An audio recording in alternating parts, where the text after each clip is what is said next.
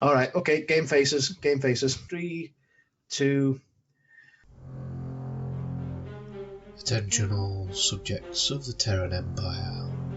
Welcome to Spock, the Empire. You will enjoy this week's episode. Joining us today, our honoured guest of the Empire, Christopher, aka the Great Merman. And joining, as always, the Emperor himself, Gregorius Maximus Monius, Krabitas of Ginger. Terra firma, terra firma, terra firma.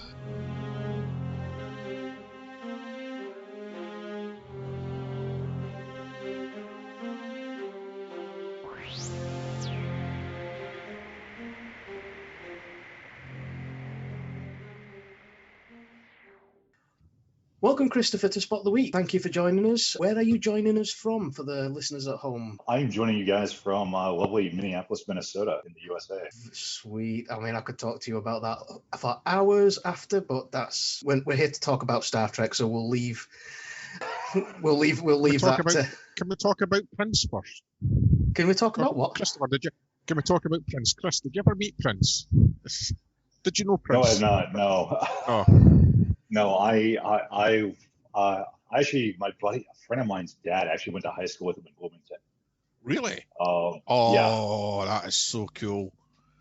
And unfortunately, I guess they did not get along. So that's basically the closest I have to a Prince story. I have been to First Avenue many a times for various events.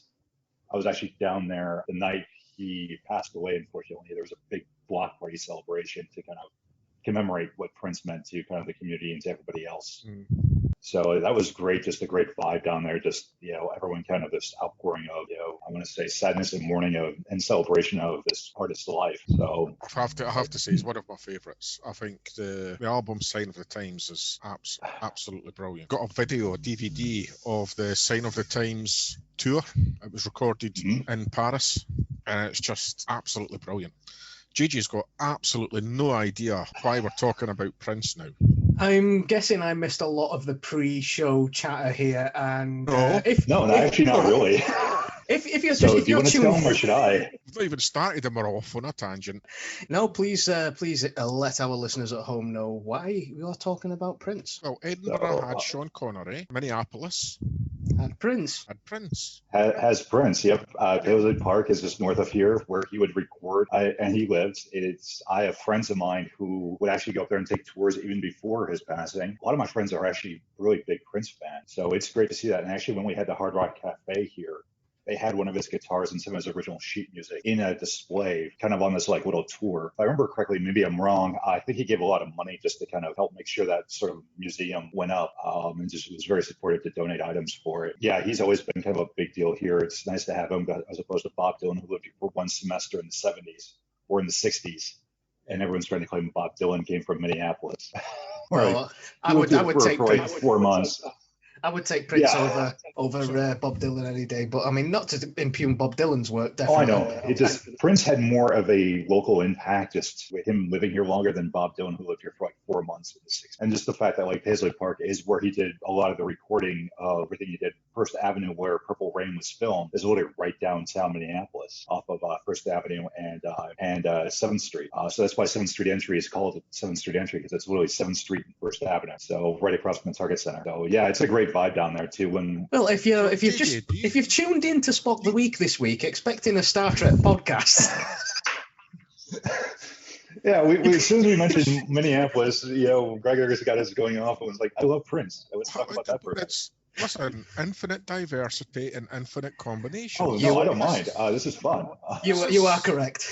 It's nice to have Minneapolis noticed for Prince as opposed to some of the more recent stuff we've been known for in the news lately. Yeah. So, which we will very delicately dance around at this particular point and segue back onto our. I would rather talk about the topic of the week. So. Yes.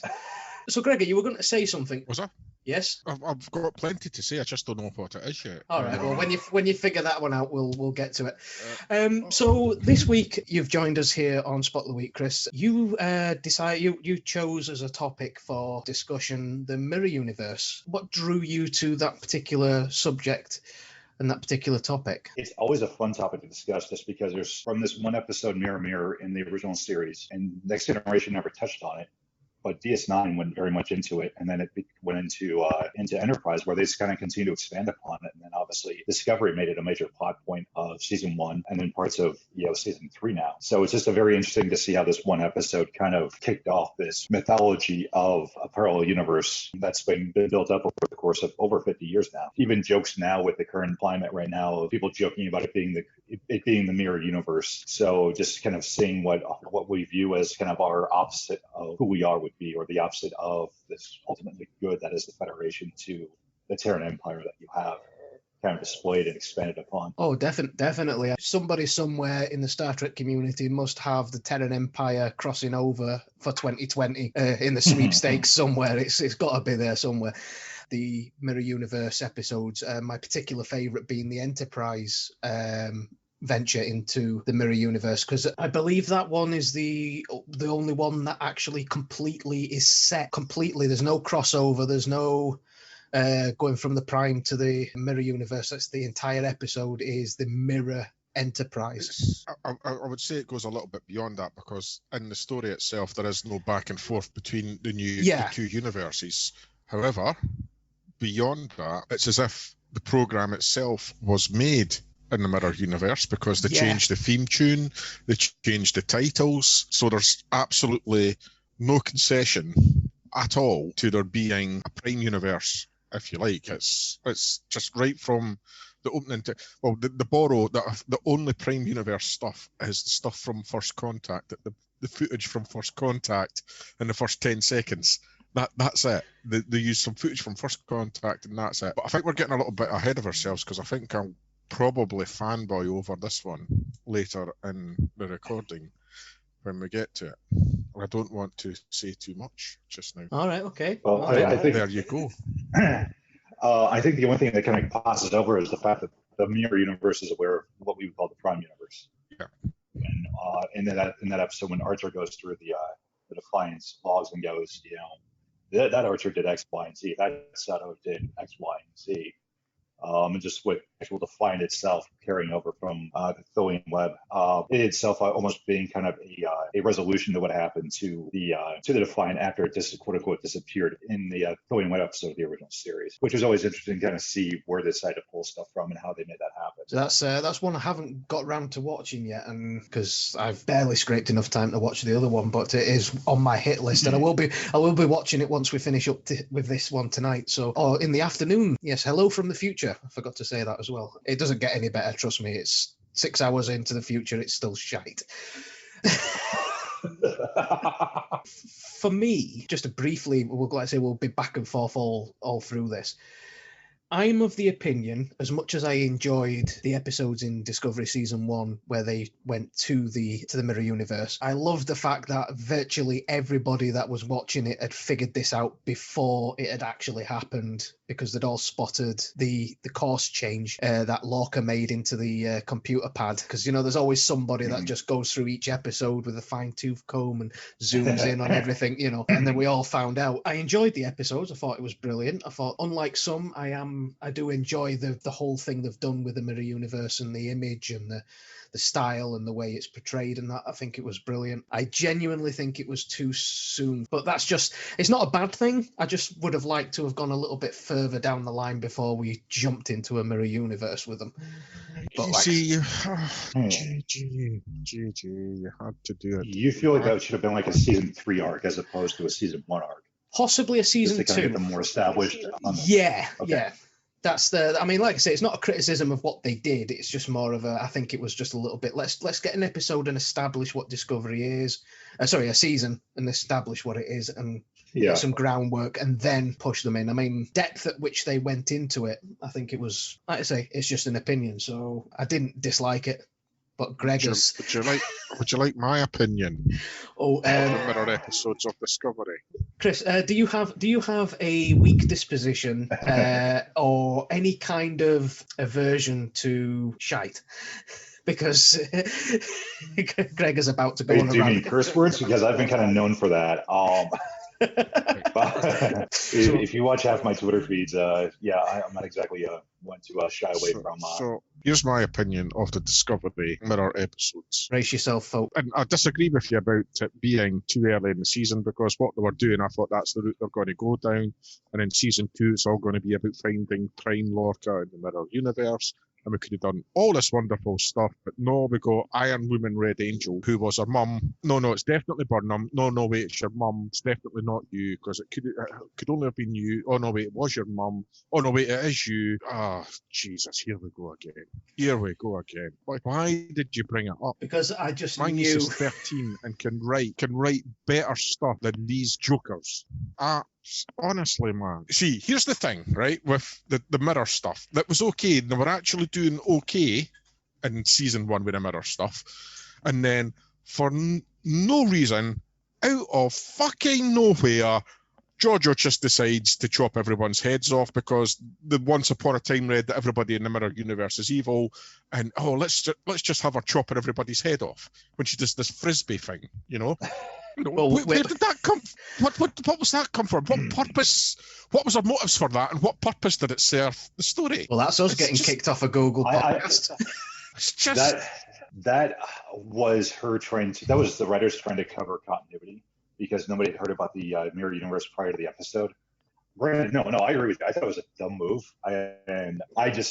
There are certain aspects of it that made sense, but there were also the whole, because it didn't show up in the original series, they're trying to hide it in Discovery, that they took too many writing liberties to do, which I feel like if they were going to have this problem, they should have just said it after the original series 5-year run or 5-year mission. I would have been fine with that. Just to kind of stop this whole, Kirk isn't captain of the Enterprise yet, so we can't do anything that would kind of change that. That was just another sign of them trying to use too many tricks to kind of keep the continuity, which I think caused more problems than it was worth. Well, just for the record, saying I do enjoy Discovery. So, but I'm not, I'm a writer. I'm a film.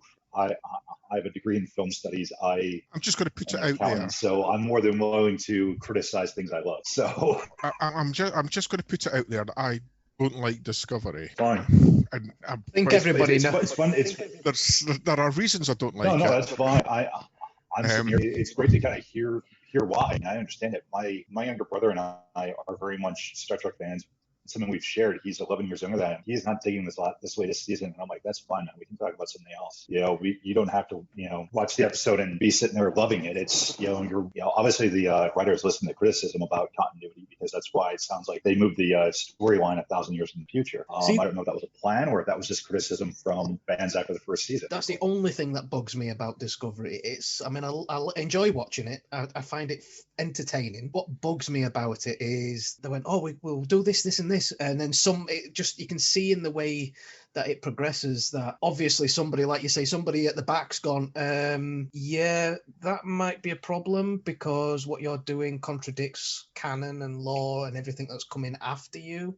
Yeah. Oh, right. Okay. And like you say, in that case, that's what I think spoiled season 2 for me. I think it was going well, and then all of a sudden, we need to get rid of Discovery. We need to erase it from the timeline so that it doesn't. Yeah. I mean, yes, I get they had to do that because there's been. Why don't we ever hear about Spock's sister? Why don't Exactly. I don't think the problem with Discovery is that they haven't watched Star Trek before. I think the problem with the writing in Discovery is that they haven't watched the previous week's episode of Discovery. That's the problem with Discovery. So never mind watching old Trek, they don't watch last week's episode. That's the real problem with it. I could say the same thing about some of Star Trek. It was like, all right, and another mission. It's like, but you guys don't build up. That was some of my issues with TNG is I never built on anything from the previous week. I lost track of who Troy, Riker, and Worf were dating at any given time.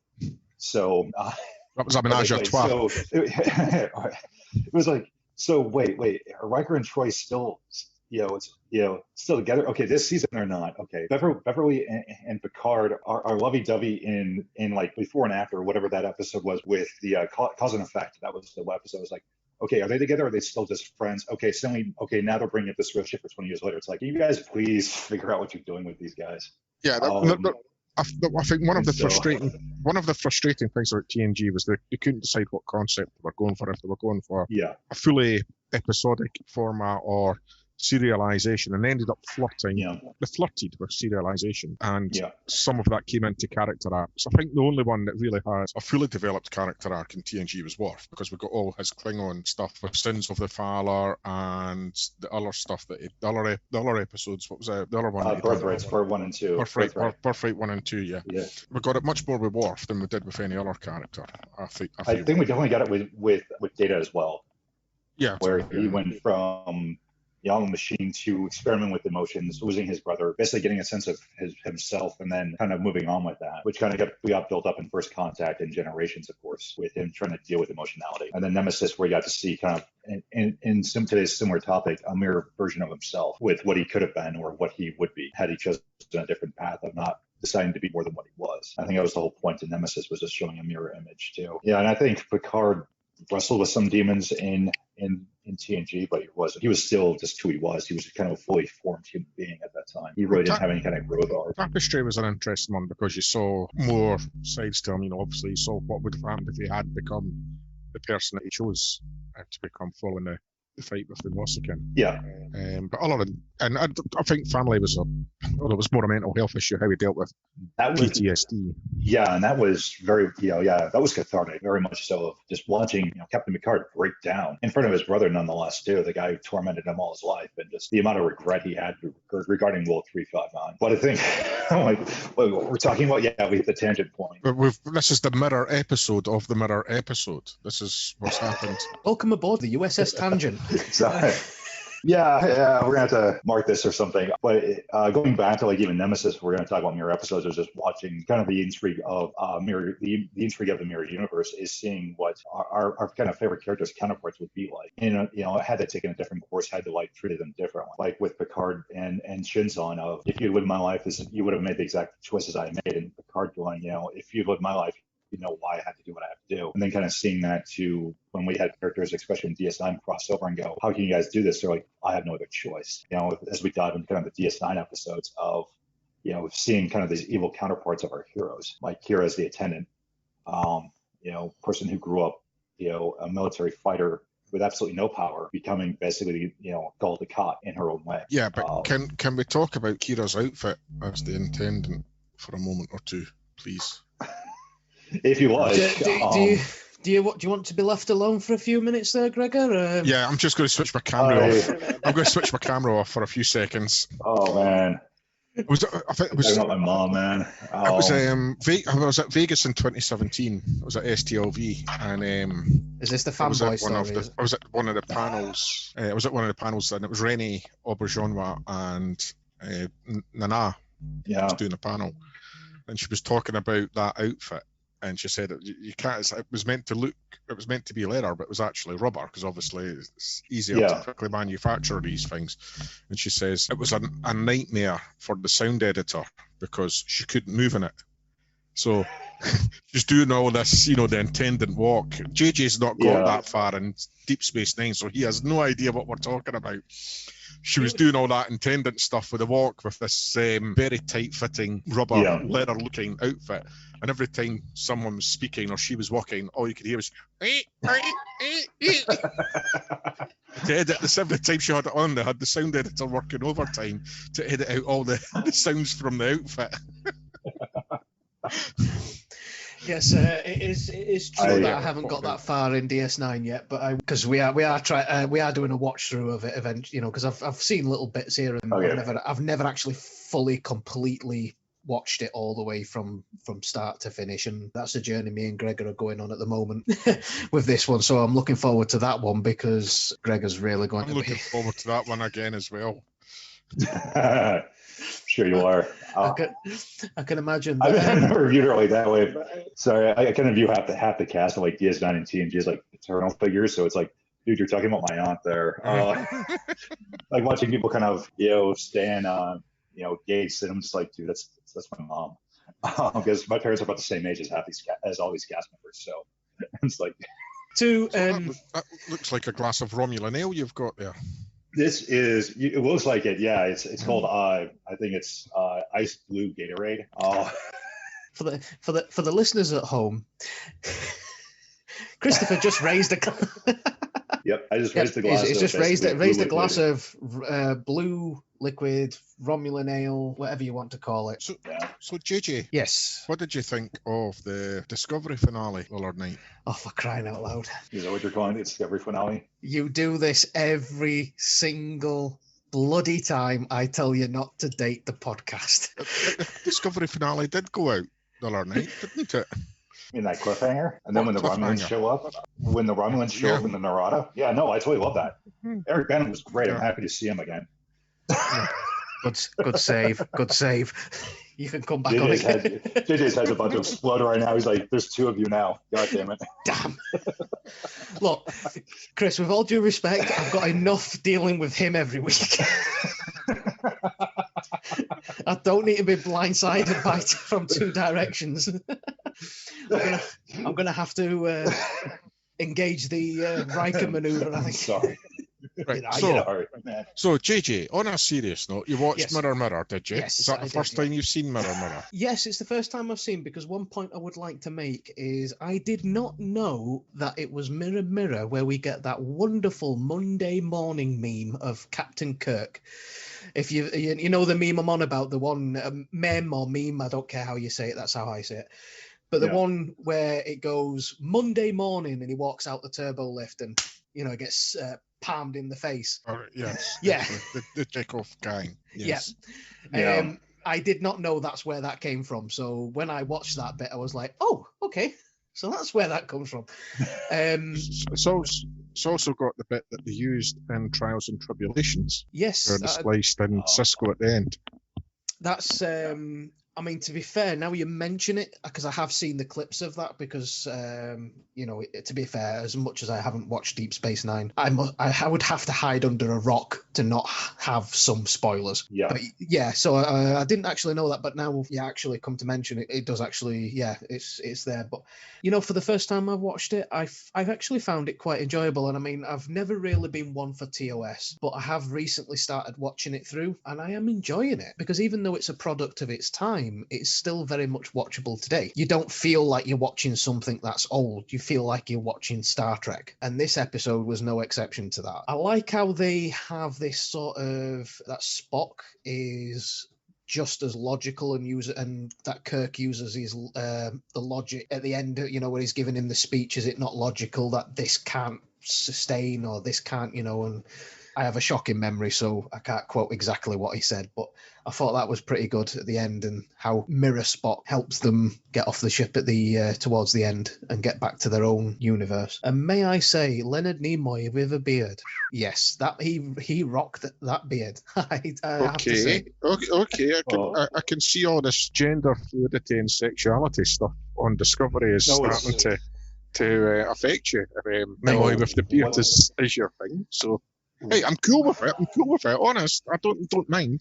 I'm not judging you. Hey, I can tell another person that they are a good-looking bloke without having to, At the end of the day, you can say that. And I think Leonard Nimoy did rock that beard. I think I prefer Mirror Spock to regular Spock. Controversial, there you go. I think it's his cheekbones, honestly. I think it's his cheekbones. Leonard has one of those faces that he can rock almost any look. Oh, but speaking of his beard, 2 points I wanted to make. One, there's actually a band called Spock's Beard. Okay. I found myself reading the trivia. Yeah, I think it's IMDb trivia of Mirror Mirror. There's a band called Spock's Beard. And also South Park had a mirror, quote unquote, mirror episode. And just to show that, I can't remember what season it was in, but like, Matt Stone and Trey Parker are like huge Trek fans. If you watch South Park, they will throw in references to Star Trek more than ever will Star Wars. But they actually had one that quote unquote took place in the Mirror Universe, and then even the kids all had beards, just like Spock. So it even brought in that sort of motif of the evil person has a beard, and I think Doctor Who may have done something with it too, with the Brigadier at one point. Where no, Brigadier did the eye patch, but the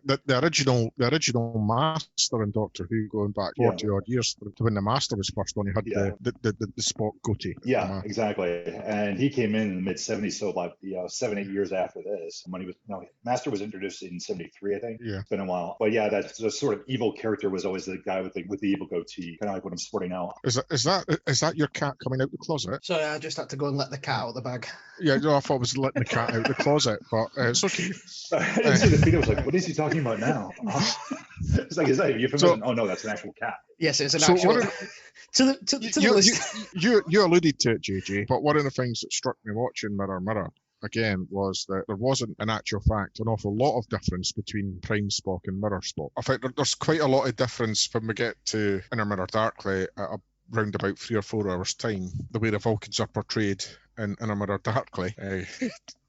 As they are to in Mirror Mirror, but Prime Spock and Mirror Spock were very similar. Well, even Sarek in it, not Sarek. Sorry. Well, even in Discovery, like Sarek was considered a very watchable. Was very much who he was, and he was also sporting the Spock beard as well. No, you're right. Mirror Darkly did have some issues with that. I think Inner Mirror Darkly is the best Mirror episode of Star Trek ever.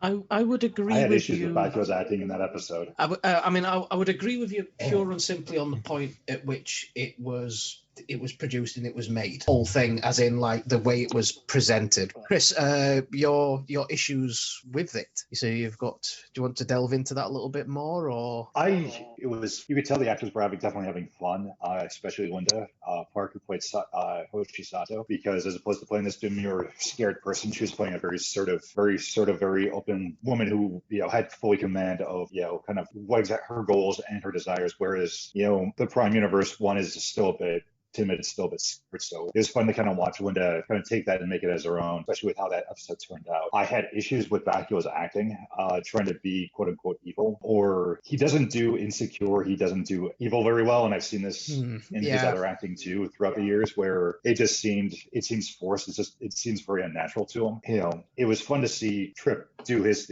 everybody else was hamming up. It was fun, but it was just watching Scott try and play the character he played just kind of took it out for me. It was just like, not, everyone loves the episode and it's a fun foray, but it's still, that was like the only performance, the main performance is what threw me off. I mean, who was overplayed? Forrester was great. I absolutely loved him in that. Armstrong. And he's always fun to watch on screen too, because he's played numerous characters throughout the years too. But I didn't really pay much attention to Scott Bakula's acting, because I was mostly watching Hoshi Sato, Julian Blaylock's Naval, to be honest. You're watching. By the way, just on the subject of that, every episode where there was an away mission, the decon scenes at the end, when they come back and they're there rubbing. Oh, come on! The spa scenes, yes. Rubbing oil on each other, yeah. What a great gig if you were in there. You gotta admit though, there was eye candy for both the women and the men, because I was about to make a drinking game every time Trip or Malcolm takes their shirt off, and I just it was like, hey, there's something for the ladies too, and just watching women just kind of still thirst over these guys nowadays, and it's been 15 years. I think that was the only reason. And I'm sure they had as much fun with it too. I've talked to Dom, and I've met Dom, and I've met, I'm forgetting his name. Oh, my favorite that, because I was Connor Trenier. Yeah, Connor. I'm sure they have as much fun with it as anybody else too, because they know how cheesy it is. They know exactly what those moments are. They don't think it's high storytelling either. I've met Dominic Keating, came to Edinburgh Comic Con a couple of years ago, and you'll like this bit, Gregor, because in the talk that he did, he was talking about how he was auditioning for the part in Enterprise, and they said, can you do, because as you know, he's quite well-spoken, posh-spoken and that, and they said, can you do a redneck British accent, or a blue-collar British accent, or something like that, something a little bit more sort of down and dirty sort of thing, and he was like, okay, blue-collar redneck, what? And he went, says the only thing he could think of was a Yorkshire accent. And he did when he did the audition, I was like, okay. Then it was like, yeah, bloody hell, so they're giving me these bloody plasma coils again. But they went with his original. Do you think that's wise, sir? Honestly, I mean, tangent alert. I was watching the first few episodes of season 1 of Enterprise. I was like 6 or 7 episodes in, and I was shouting at the TV, "Just let him blow something up, for crying out loud!" Every episode is like, "Can I shoot it? Can I shoot it? Do I need guns?" I was like, "Can I blow this up?" "No, put your C4 out." But yeah, going back to what we were talking about, I believe it was Justine Blaylock's naval. I believe you were talking about, Gregor. Justine Blaylock was in the Navy. Naval. No, naval. You brought it up then. Put your no. Don't. Well, we want to talk about that. Let's talk about the uniform of how they chose to do the Enterprise uniform, where it was literally just the same one, but with like the mirror universe cut. Which I mean, yeah.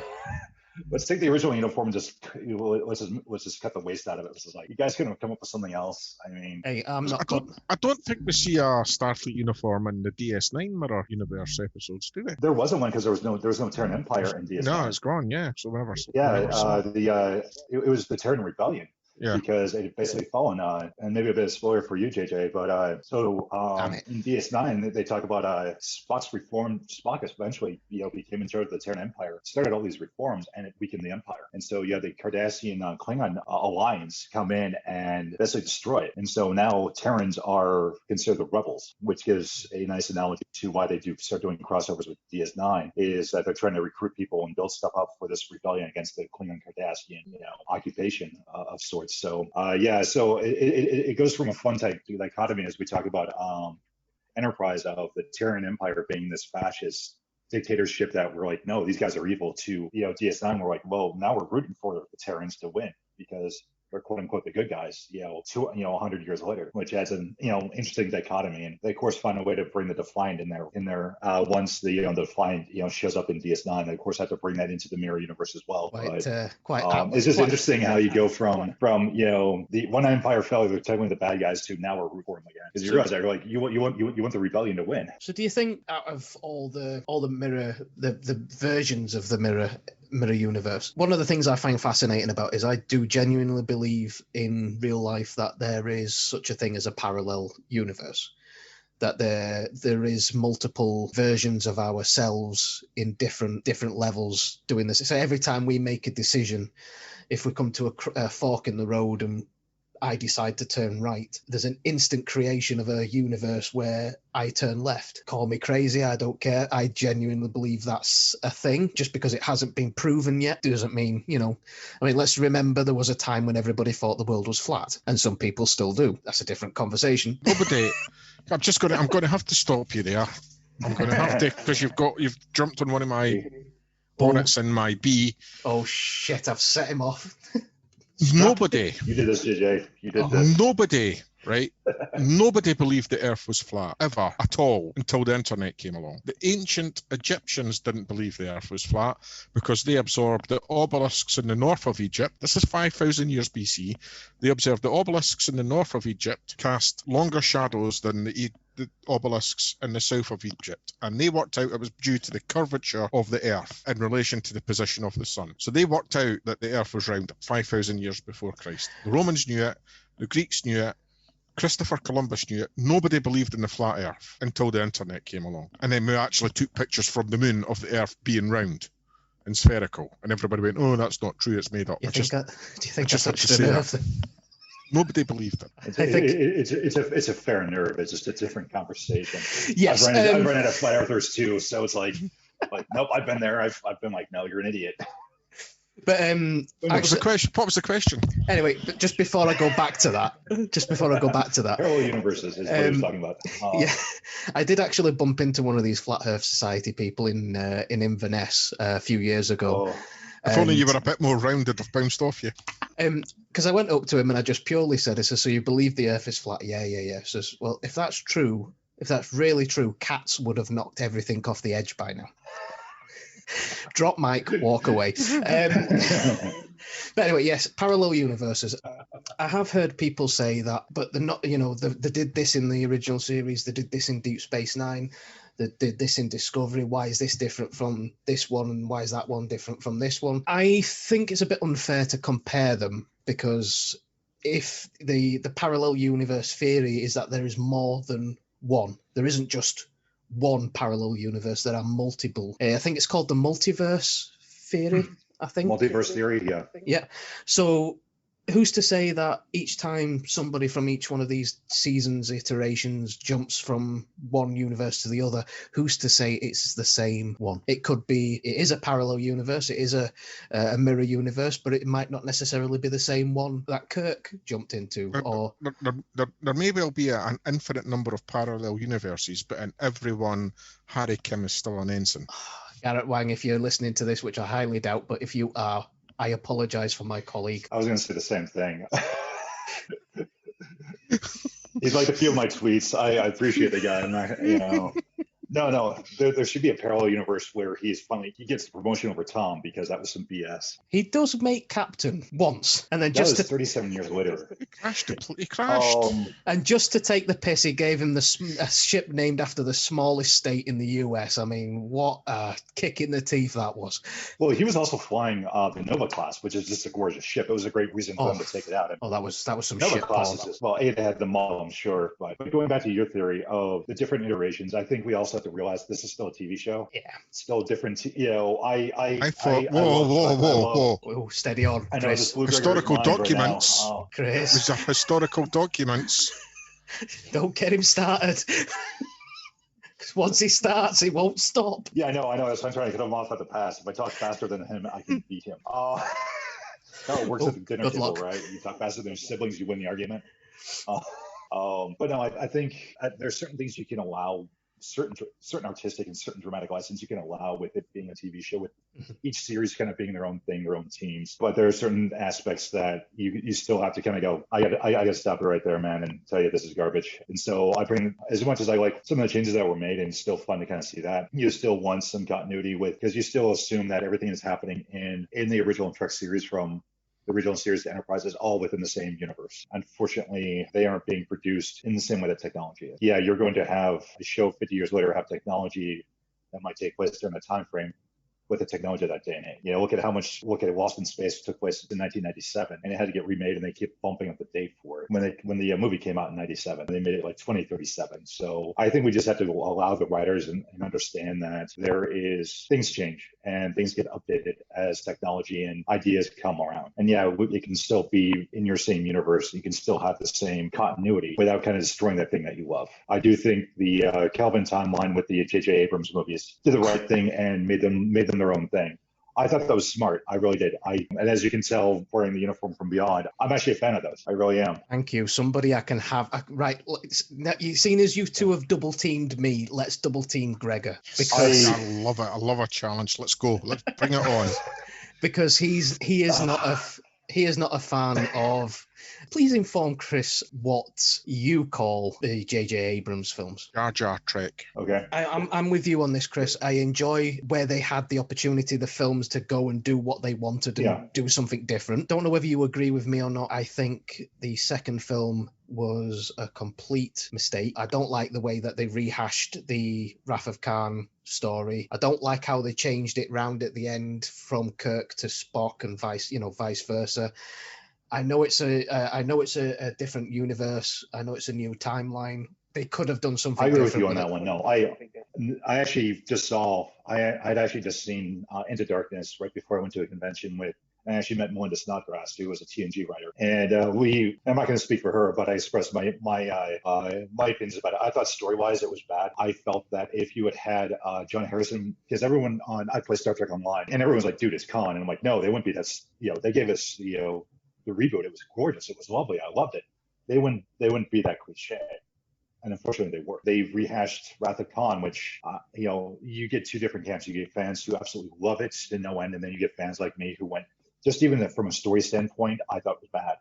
I would have loved to see a guy who was maybe, a Section 31 agent or a product of the Federation rebel against it, going, no, these are all the issues with it. As soon as they did, my name is Khan, I completely checked out. Everything else was fine. Klingons were all right. I was like, all right, they changed Klingons in motion picture. They've modified the look. Jewelry was a bit much, but whatever. But it was just that whole storyline of he has to be superhuman in order to fight Kirk. I kind of follow the Honest Trailers joke of you cured death with the super blood, where suddenly, death doesn't matter anymore because, you genetically engineered blood and boom, everyone's fine. You've got the transporter, and suddenly you can go from Earth to Kronos, and you don't need starships anymore. It's just like there's certain story decisions they made in there just didn't feel right. Can I just double check something here? This is the two of you ganging up on me about the JJ films, is it? Is that right? Yeah. Not really. We're kind of ganging up on Into Darkness. So, it's like you're sitting there like, no, I agree with that. It's like, I think to be honest, the one thing you're supposed we to be fighting me, and you're agreeing with me. The one thing that we all three of us can agree on is Into Darkness. Yeah. Okay. The first film then. Let's talk about the first film. I particularly liked it. Thought it was brilliant. Chris Hemsworth. We need him to come back. We need to do something with him. As Kirk's dad. Brilliant. For me, what I liked about it was the fact that the casting in the film was bloody brilliant. I think the people they picked for the roles were spot on. They played the roles really well, respectfully. Chris Pine did a wonderful job as Kirk. He managed to capture the essence of Kirk without imitating him, if that makes any sense. He didn't sort of like just do a carbon copy of what Shatner did. But yeah, so like I say, that's what I like about where they went with it. I thought brilliant. The first film set up a new timeline. I genuinely thought the nod to Spock bringing Leonard Nimoy in, I thought that was great. Some people I've spoken to didn't like that. Why did they have to bring him into it? I don't know, but I particularly liked it. Jumping forward to the third film, I liked how they basically paid their respects to him in the third film. The Kelvin timeline, Spock gets the tablet and the dates on there. I thought that was brilliant. And I think that's something that's sort of caught on with Trek, because they did that recently in season 3 of Discovery with the USS Nog, paying tribute to Aaron Eisenberg. I thought that was, I fanboyed out when I seen that. I had to go back and rewatch it because I was sort of jumping up and down like a giddy schoolgirl when I saw the Voyager J. When somebody pointed out, oh, the Nog, I went, oh, wow, yes, oh, love it. On the subject of that. It's an Eisenberg-class starship, Exactly, yeah, I thought that was brilliant. He wanted to do that. He always said that from the start that he wanted to get something into Discovery that would pay tribute to Aaron, and he did. But yeah, on that particular subject, Gregor, yes, the nods, the Easter eggs. You didn't see the latest, the Mirror episode, Terra Firma Part 1, did you? No, I gave up after episode 2. You gave up after episode 2, so you're out of this conversation. Did you happen to notice, Chris, that the newspaper that Carl was reading? I've been trying to find screenshots of it. The only thing I noticed on there was the USS Genolan was reported as missing. Mm-hmm. So I've been trying to find screenshots on there of just a clear image. My plan was I was about to rewatch the episode today and just see if I can screenshot it myself just to see everything in there, because Michelle Paradise, the showrunner, posted a photo of that and was like, oh, you got to give this to us in HD. The Easter eggs that our department would have put on there would have been just extraordinary.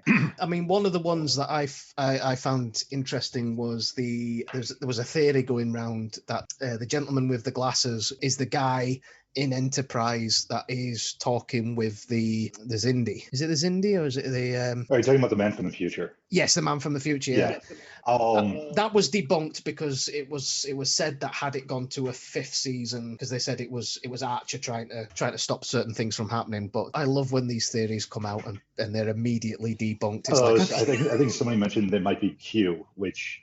For me, just seeing that scene was a very, very, very original series sort of track off where you literally have a guy just sitting there and seems so out of place. And it just seems very sort of abstract track to me, which is brilliant. I thought it was great. It's like, this is a door.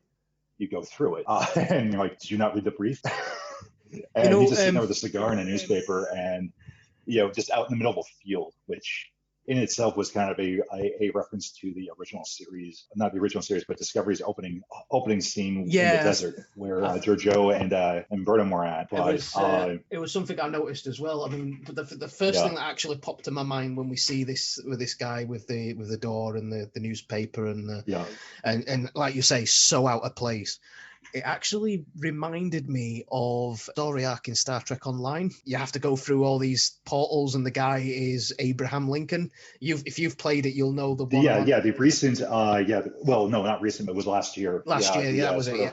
Excalibur, the Excalibur event, where you have to go. You go to the different timelines. You fight. You replay different events throughout the history of the show, and Sonequa Martin Green makes an appearance too, as always voice-wise. That's where you get those. It's where you get Seven's rifles. Those are awesome. Anyway, but I can talk about Trek Online for a while, but staying with what you're talking about, just that's why I said it reminded me very much of Abstract Trek, of like Spectres of the Gun, where because of just budget limitations, all they could do is like, this abstract set or like a very minimalistic set, which to me just screams theatricality. You watch a show in a theater and an office is literally just a desk with a chair and a phone, and everything else gets imagined around it. I mean, do you think because obviously Giorgio goes back to, now at first it took me a few minutes to sort of figure out what was going off, but she gets sort of transported back now. I don't know whether this is actual or whether it's just in her head or what, I don't know. But she gets it's a tapestry situation. She goes back to the christening of the Chiron. By the way, I think we actually see the mirror version of Burnham. I'm not gonna lie, I was like, damn, I think I might actually quite like this version of Burnham. I think it was another opportunity for Sonequa to act, because I think that's something she's gotten in season 3, is the opportunity to act, to actually break out of a character a little bit and actually enjoy herself. And I think that's something season 3 is doing quite well for her. But yeah, I don't have a problem with her acting in Discovery at all.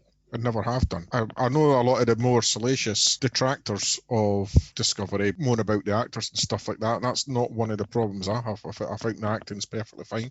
I think the lines are rubbish, but I think the acting's perfectly fine. Yeah, and I think, what kind of scripts are you given? Being a writer myself, you always have to make sure that what you're writing actually, the actors are only as good as various aspects of it. I've seen her in other stuff. She's a perfectly good actress. I don't think she's Meryl Streep, but I think she's a perfectly good actress. What is it to say about scripts? Is it a good script can save a bad actor, but a good actor can't save a bad script? Yeah.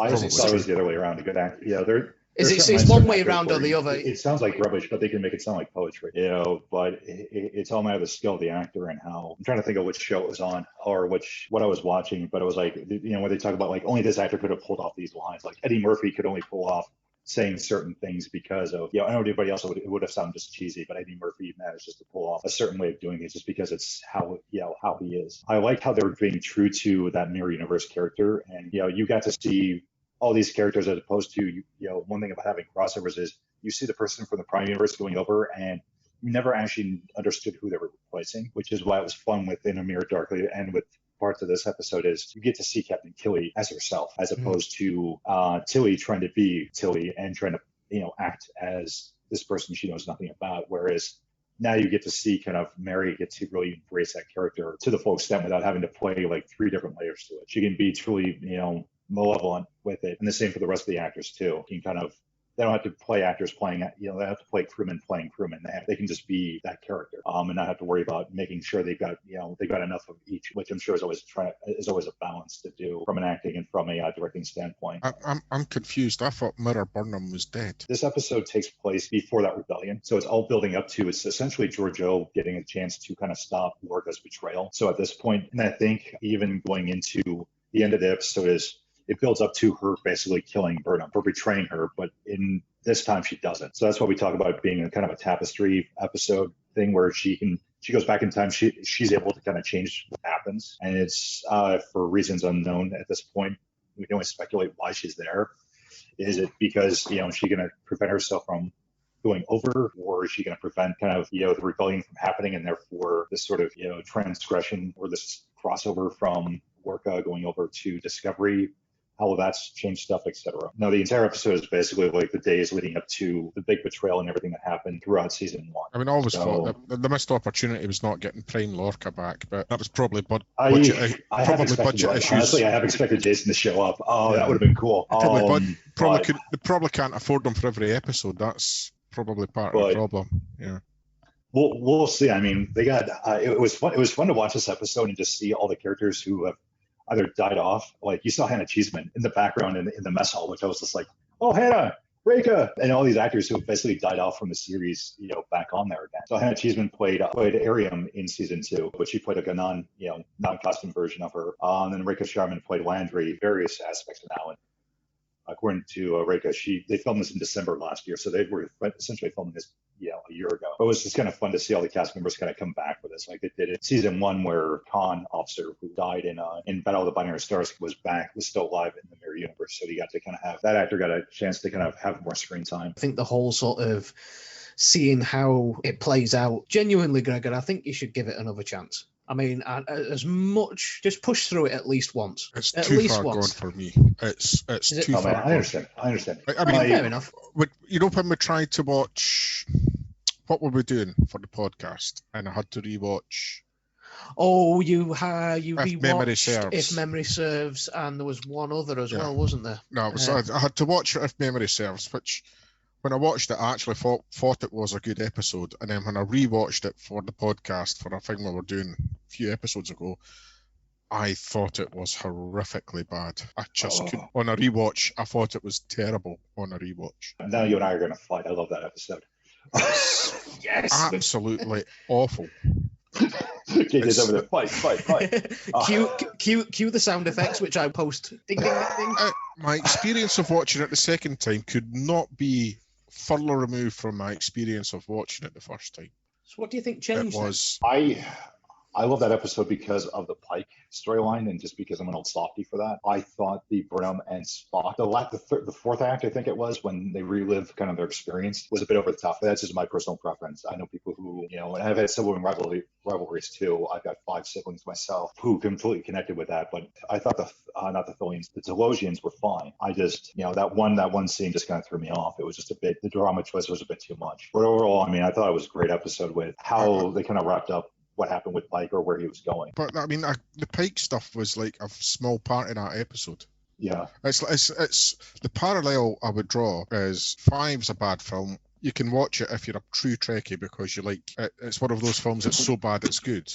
If you're a Trekkie, there is one great scene in it, and it's the euthanasia scene with McCoy and his dad, and that's like the Pike scene in If Memory Serves. It's the one good scene. I mean, ask me what was wrong with it when I started to watch it again. My first experience when I started to watch it, and they went previously on Star Trek, and then they opened up with the original Cage. The first time I watched it, I went, oh my God, this is going to be a shit show, because they're now using old Star Trek to try and make this shit show better.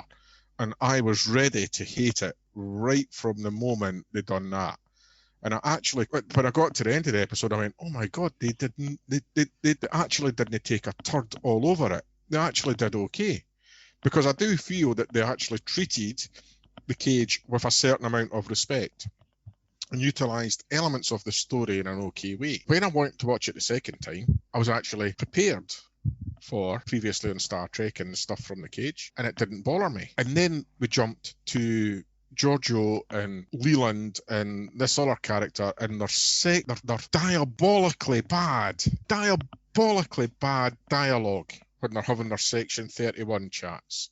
It's like, why they don't all have twirly moustaches? Hey, and we're the baddies, and we're going to tell you that we're the baddies, and we're the baddies just because we are the baddies.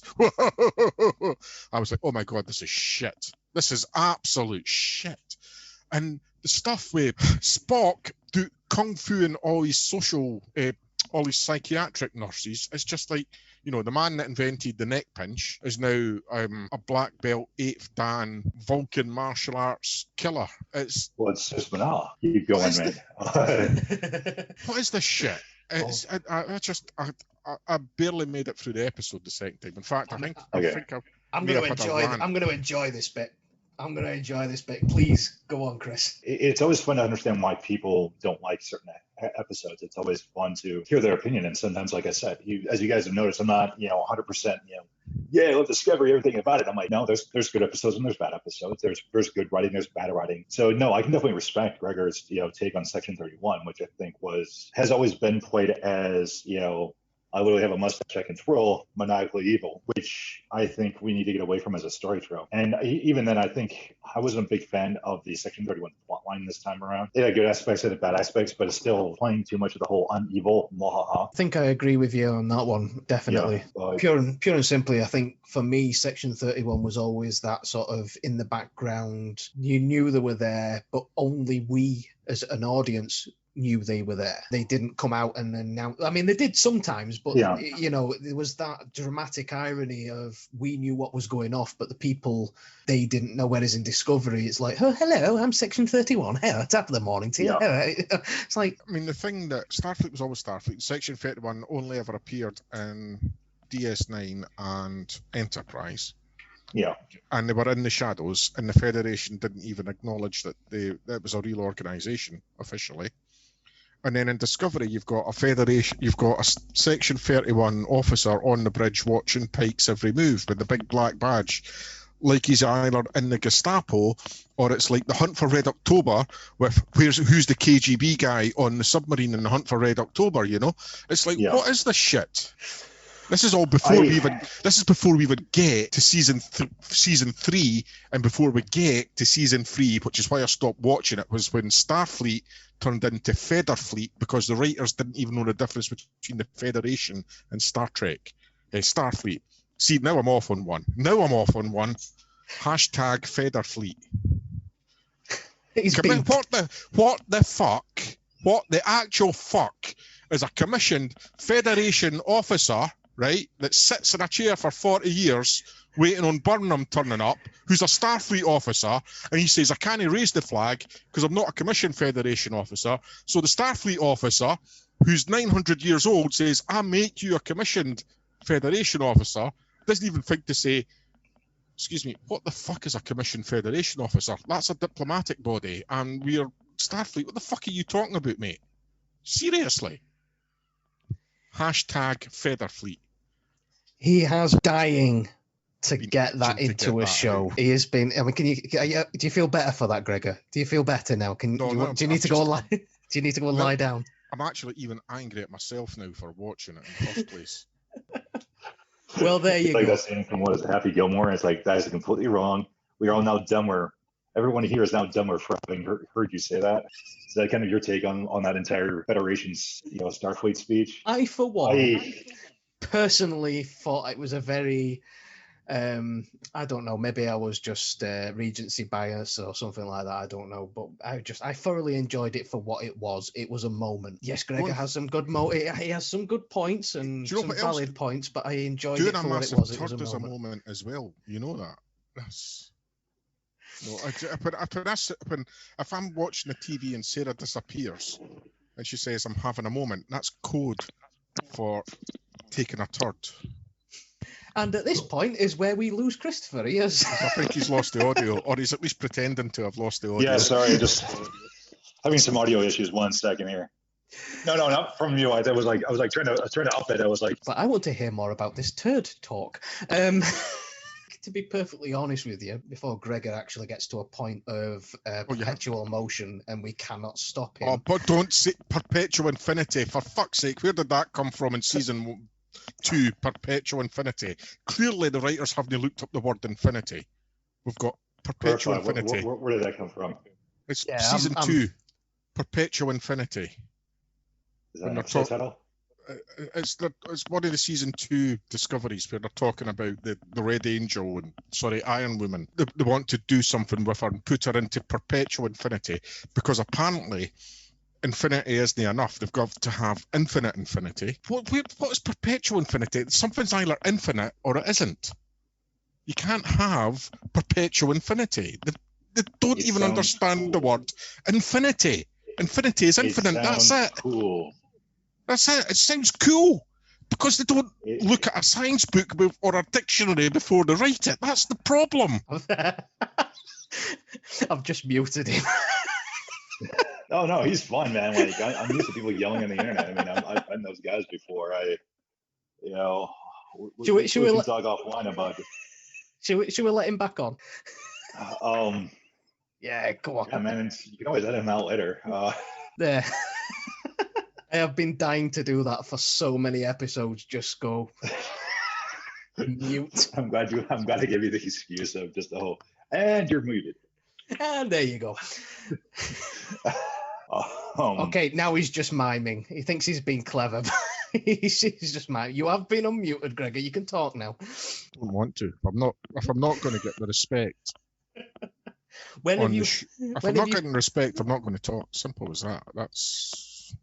Oh, I think I've hurt his feelings. No, trust me, my family is military, and just the various ways their Starfleet's food use of military ranks and classes is just, they're like, yeah, no.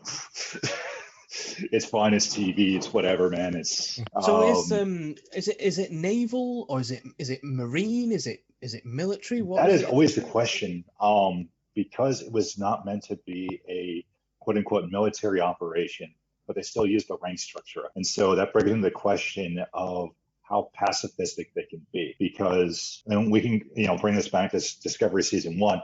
When I first met Worka, I did not think he was Mirror Universe. I did not pick that up the entire time.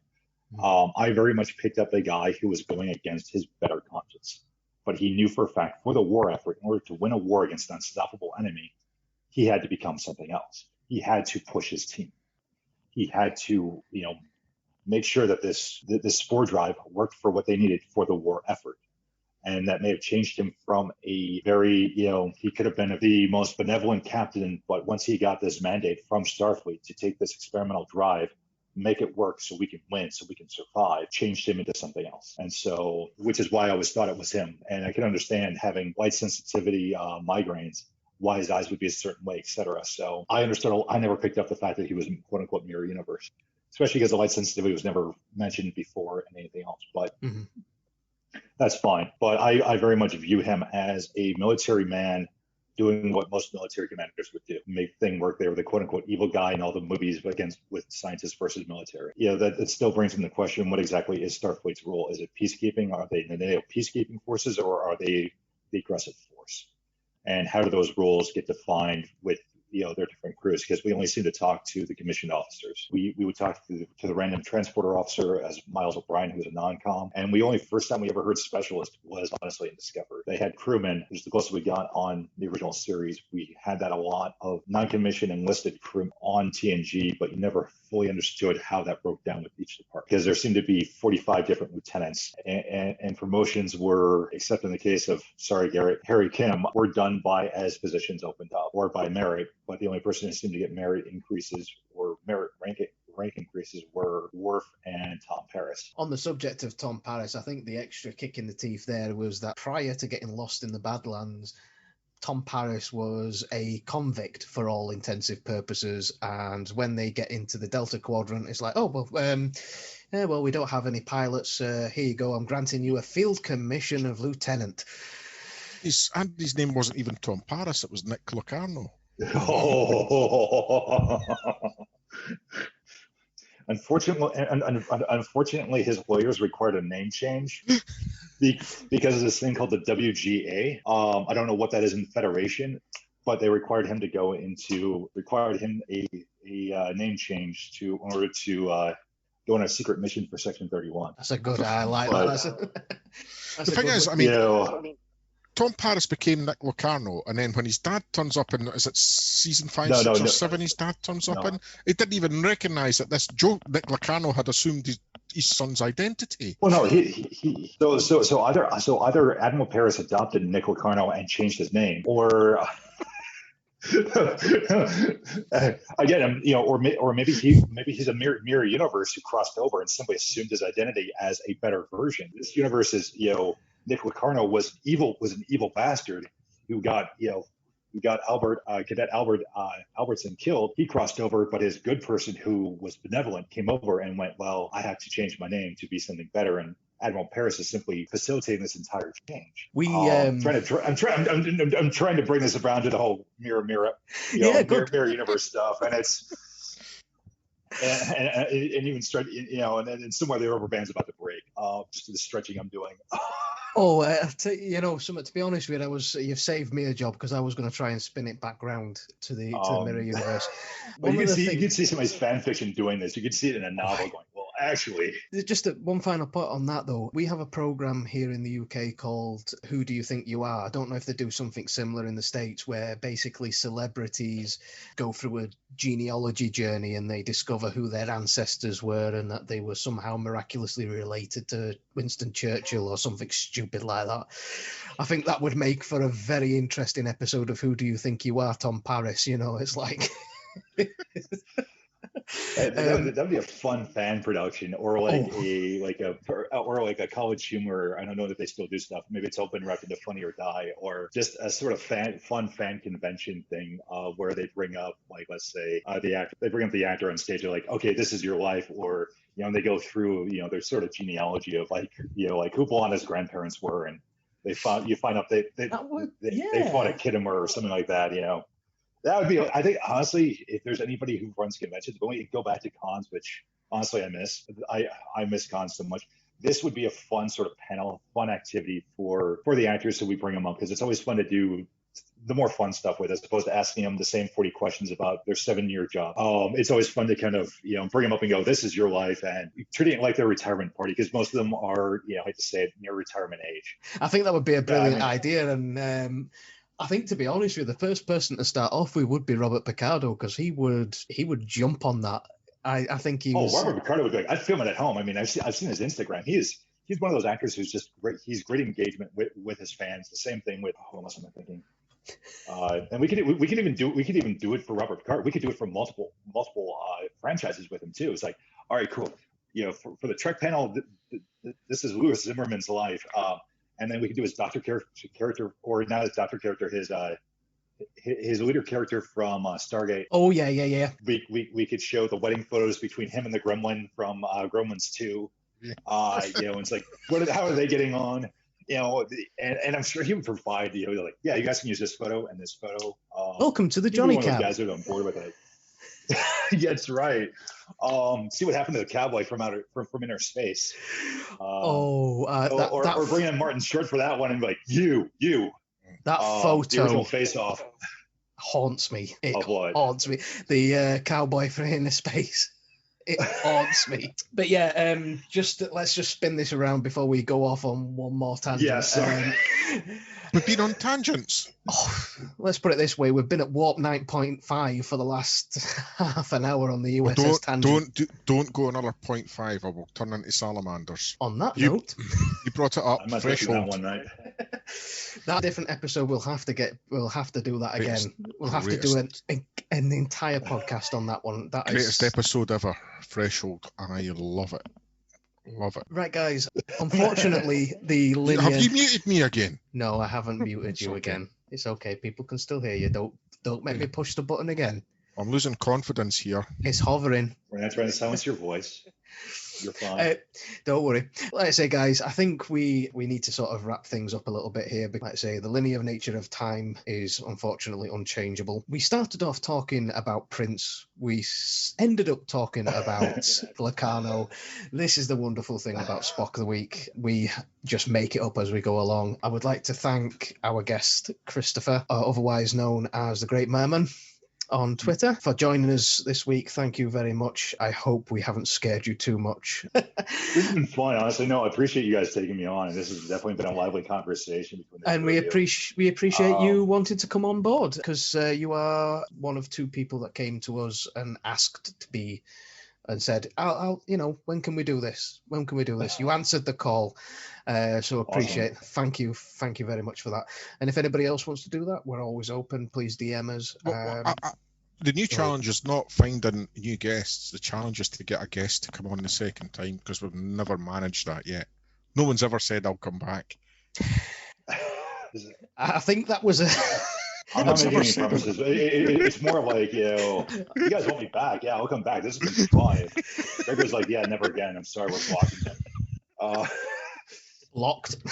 Yeah. Or if we get too much hate from the Garrett Wang camp, and I'm so sorry, man. I tell you what, believe me, I am a big fan of Garrett. Garrett's great. I think he's an amazing person. The cat agrees as well.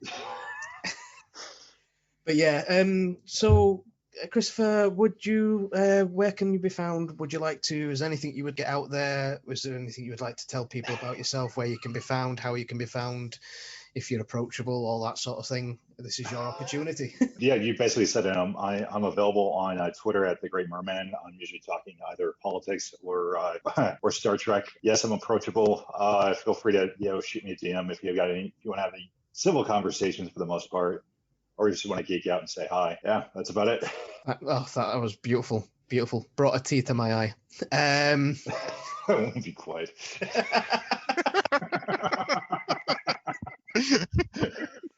Boom. We're quoting generations there, so yes. I love it when people get the quotes. It's beautiful. It's beautiful. Right, guys. Well, that leaves us to say goodbye from my good self. As always, you can find me at Albert Android on Twitter. You can also contact Spock the Week at Spock the Week on Twitter. If you want to come on the show, or if you just want to comment on, if you want to tell Gregor he's wrong, by all means, DM, and Gregor will duly ignore it, and I will reply for him on his behalf. Gregor, where can you be found? What are you doing? What would you like to say? We never give you this opportunity. It's always me. Well, I don't want anyone to find my Twitter feed. That's the thing. It's at Crabbit Ginger. Sorry, one more time. At Crabbit Ginger, all one word. If anybody can't find him, please DM me, and I will tag him in the post so you can find him. Honestly, this 2 meter distance in isolation is the best thing that's ever happened. It really is. Lockdown 2021. I'm sorry. And breathe. Are you going to finish this show in a professional manner or what? When have we ever been professional? It's like a Midwest goodbye. It takes 20 to 30 minutes just to say goodbye. Oh, honestly, it's like bye-bye, bye-bye. No, you hang up. No, you hang up. Yeah. No, you hang up. No, you first. I can be found on Twitter at Crabbit Ginger, where I talk about politics, Star Trek, food, travel, and Scottish independence. And if you really want an interesting Twitter feed, tell him you love Discovery. Or voted for Brexit. Or voted for Brexit. Or voted no in the last independence referendum. Or voted Tory in the last general election. Or just voted Tory even once in your life. And I'll have a word with you. And on that note, see you again next week, guys. Live long and prosper. Live long and prosper. Don't vote Tory. Peace and long life, guys.